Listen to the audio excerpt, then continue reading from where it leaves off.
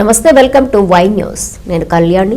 జిల్లా కేంద్రం అనకాపల్లి కెనరా బ్యాంక్ దోపిడీకి దొంగలు విఫలయత్నం చేశారు. స్థానిక రింగ్ రోడ్లో గల కెనరా బ్యాంక్ బ్రాంచ్లో చోటు చేసుకున్న హఠాన్ పరిణామంతో అనకాపల్లి పట్టణం ఉలిక్కిపడింది.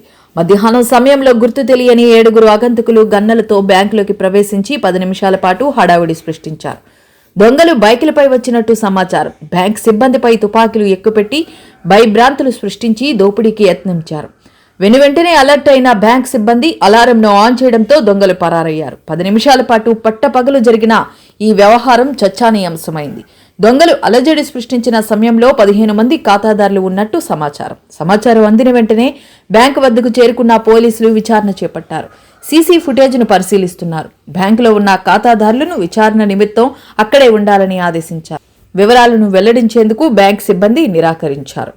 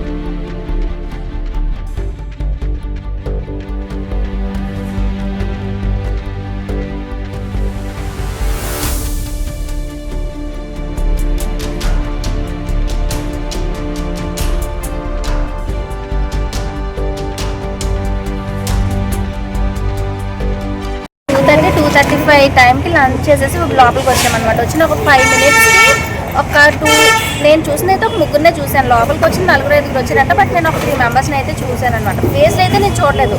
క్యాషియర్ ఎవరు ఉంటారో అతను కాలర్ బ్యాక్ సైడ్ నుండి అతను బ్యాక్ సైడ్ వెళ్ళట్టున్నారు.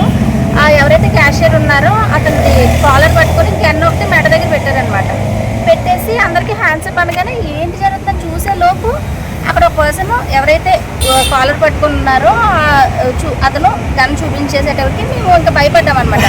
భయపడి సరే బయటకు వచ్చేసి పోలీసులు కాల్ చేద్దామని నెమ్మదిగా ఈ డోర్ దగ్గరికి వచ్చేటప్పుడు డోర్ దగ్గర ఒక అతను ఉన్నారు. అతను కూడా గన్ పట్టుకొని ఉన్నారు.